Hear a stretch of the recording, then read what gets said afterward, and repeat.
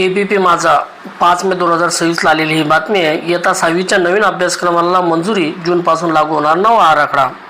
मुंबई महाराष्ट्र शालेय शिक्षण क्षेत्रात मोठा बदल घडणार असून इयत्ता 6वीच्या नवीन अभ्यासक्रम आराखड्याला राज्यस्तरीय सुकाणू समितीने मंजुरी दिली आहे।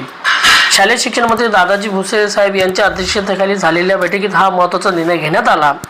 याआधी इयत्ता 2री, 3री आणि 4थीच्या अभ्यासक्रमाला मंजुरी देण्यात आली होती। आता 6वीच्या अभ्यासक्रमाला नव्याने तयार करण्यात आला असून येत्या जूनपासून सुरू होणाऱ्या शैक्षणिक वर्षापासून तो लागू केला जाणार आहे। राष्ट्रीय धोरणानुसार अभ्यासक्रम शालेय शिक्षण मंत्री दादाजी भुसे यांनी सांगितले की राष्ट्रीय शैक्षणिक धोरणानुसार अभ्यासक्रमाची काठिण्य पातळी निश्चित करण्यात आली आहे।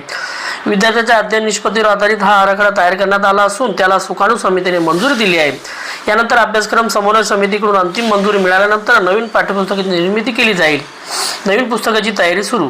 नवीन अभ्यासक्रमानुसार पाठ्यपुस्तके तयार करण्याची जबाबदारी बालभारतीवर सोपवण्यात आली आहे।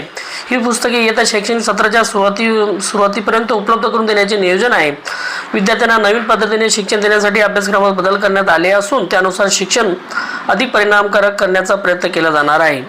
शिक्षकांना विशेष प्रशिक्षण नवीन अभ्यासक्रम प्रभावीपणे राबवण्यासाठी शिक्षकांचे प्रशिक्षणही महत्त्वाचे मानले जात आहे।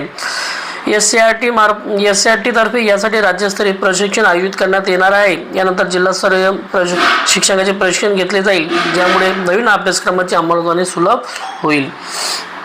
शिक्षण क्षेत्रात मोठा बदल। 2री, 3री आणि 4थी आता 6वीचा नवीन अभ्यासक्रम लागू होत असल्याने राज्यातील शिक्षण पद्धतीत मोठा बदल होणार आहे। विद्यार्थ्यांना अधिक गुणवत्तापूर्ण आणि कौशल्यावर आधारित शिक्षण देण्याचा सरकारचा उद्देश आहे।